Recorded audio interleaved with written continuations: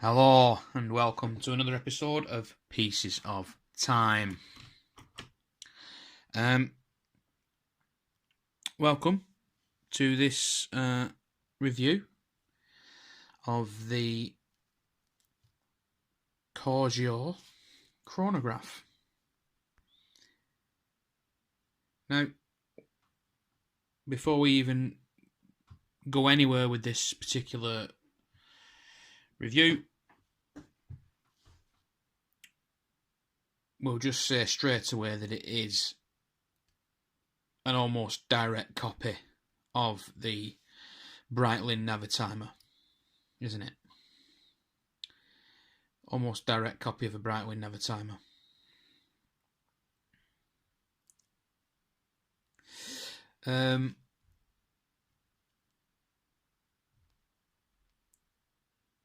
So I'll just take that in for a second.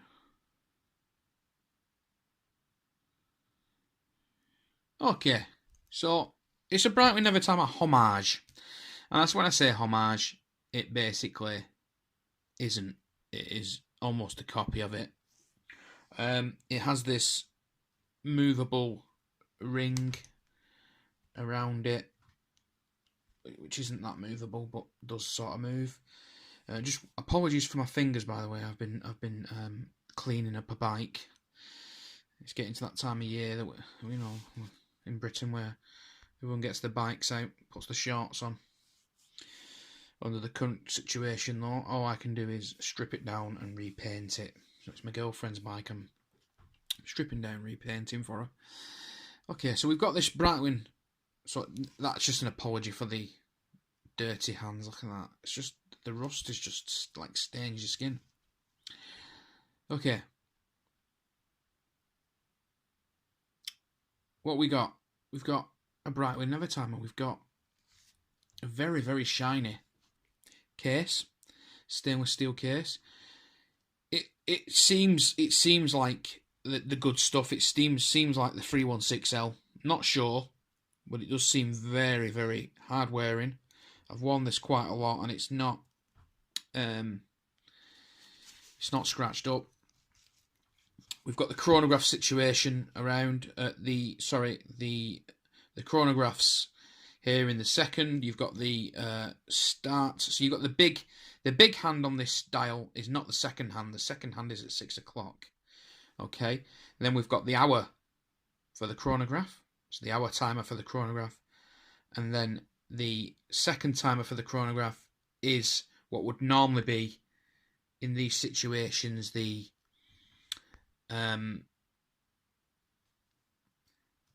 second hand in a normal clock, normal watch configuration. We've got the second hand. In this one, we haven't got the second hand. We've got a second counter for the chronograph. Now here, we've got the minute counter for the chronograph, and here is the normal seconds. It makes it a little bit confusing, that, if you ask me. You know, I'd rather just seen the second hand here.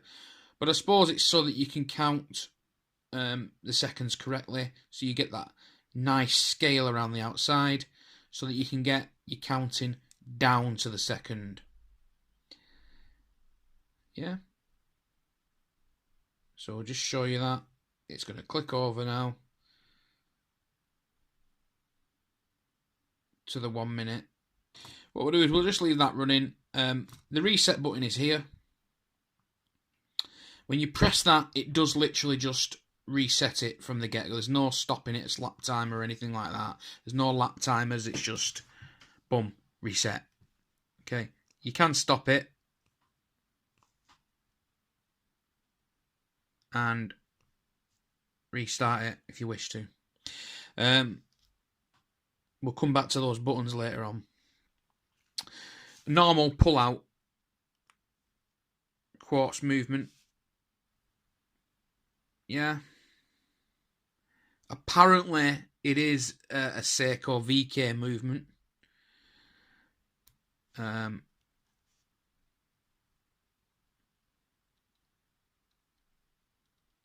You just a date with that, as you see, as normal. So it's just normal crown in a sense, but you just got these extra buttons for the chronograph. The case, as I said, it seems like 316L. Not sure though.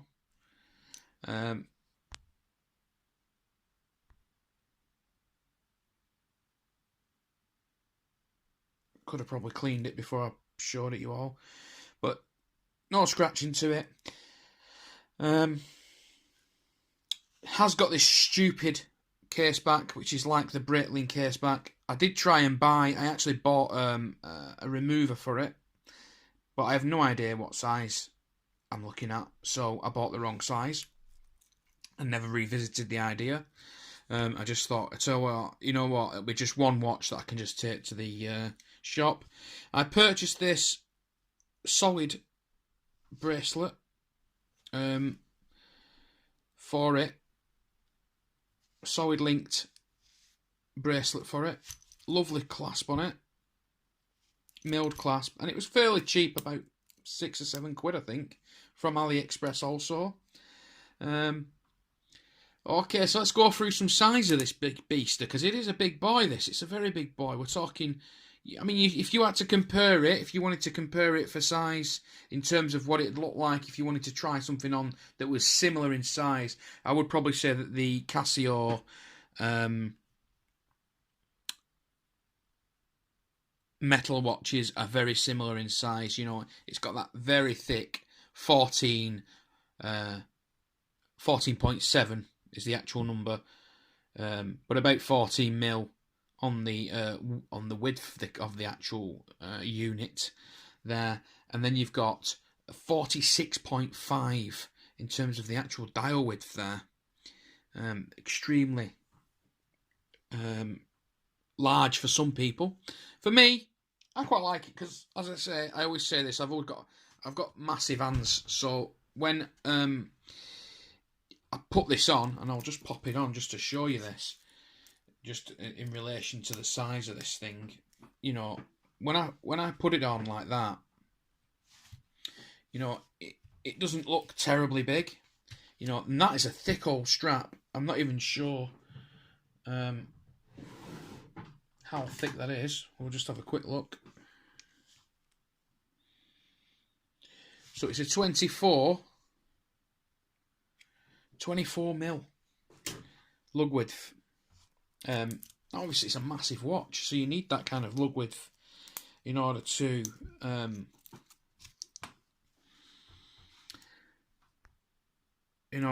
sort of hold it, you know, to bring it up to make it look right. Otherwise it just looks silly. Now what I'm going to do is, just here I'm going to show you some pictures of the other options that this is still available. Now I paid £38.07 for it. Unfortunately, I had a situation talking about the cost and the seller. The seller I bought it from was a company called RLX Watches, I think. Now, it's notorious, AliExpress, for this. You know, you buy a watch and you end up paying VAT for it. So that is something to bear in mind when you're purchasing from AliExpress. This can happen, and yet there are other watches that I've bought which have been nearly twice the cost of this one, and I've not paid any VAT because they've put down that it's like a tenner, and that's up to them if they want to do that. It might be worth shooting them a message over and asking them, could you put it slightly less? Because otherwise you're just not making a saving, and there's just no point. But obviously I wouldn't condone anyone trying to dodge VAT. It's not the done thing. But when I say shoot them a message, all I'm saying is make sure they put the correct price of what you're paying for it. Because over a certain amount you don't pay for any VAT. Okay. So that's a word to the wise. Okay, now we're just going to move this out of the way because I want to show you this reset function. It does just literally. So we've basically had 9 minutes of video there. Now, when you press the reset button, And this will bring me on to one of my little foibles of this watch, little character flaw of the watch, is when you press the reset, it flicks it all back straight away. Okay. So there's no lap timer. This reset button does nothing else. If you look at this, if we can try and look at this, it has got a really deep dial on it. It's got a real slope inside here. You can't really tell on the camera. There's a real deep dial to it, and there's a nice convexed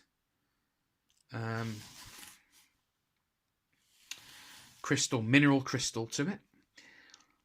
It is actually still available. However, it's £44.41 this watch, by the way.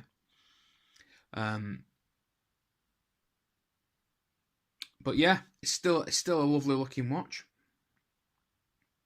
I've just completely forgotten what I was saying. Oh, the one of the drawbacks of it. Okay, so the watch, despite the fact that it's very nicely made, so I want you to look at the large second hand here, the counter. Did you see I pressed it, and you heard it press? You've got to really jam it down for it to start and stop, which is not a bad thing, because obviously you don't want to be starting it but by accident all the time. The reset is fairly simple. Dead easy to press the reset. It works straight away, but the start, I don't know whether it's a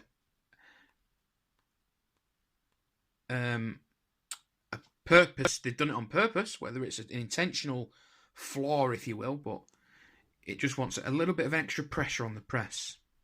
Now, whether that's so it doesn't accidentally set off all the time, I'm not sure. Okay, so there you go. For £44, or I don't know how many dollars that is, about $50 maybe, if you're American. You can get this, and it's a nice watch. There it is with slightly raised camera. It's a nice looking watch. You know, it catches the eye. It's big. Casio Edifice is the one I was searching for before. If you want to think of it as a certain size, if you wanted to try something on in the shop that's of a similar size, I think the Casio Edifice edition of Casios would look and feel in a similar vein to this kind of watch. And it's actually a very good alternative to that kind of watch. It's got a seiko movement in, so the battery should last quite a while. And just like that's the whole point of the Edifice, isn't it? I'm not sure if those are solar powered. Actually, I might be wrong. I've never really looked into them. They just do not light my fire at all. The Casio Edifice. They seem very expensive for not very much more than a G-Shock, or or just any quartz watch really. Quartz. Mechaquartz. So there you go. The Corgeut chronograph watch, Breitling navitimer homage. A very likeable timepiece altogether. Very likeable indeed. Don't forget to comment, rate and subscribe. Don't forget to subscribe actually. Get a lot of comments on my videos, but not if all the people who commented just subscribed. They'd have something else to comment on, wouldn't they? And also, if anyone knows how to use a bloody chronograph on one of these, not the chronograph, the tachymeter type navitimer thing at the top here, please feel free to comment and tell me, because I have no idea how all that works. All that guff around the sides. No idea what any of that means. You can see it's got miles per hour there, and then I think there's a kilometres per hour. And then it's got something that says nautical stat. No idea. Anyway, it's still a nice looking watch, even if I don't know how it works. Thanks for watching. Don't forget to subscribe. please, and please do come again.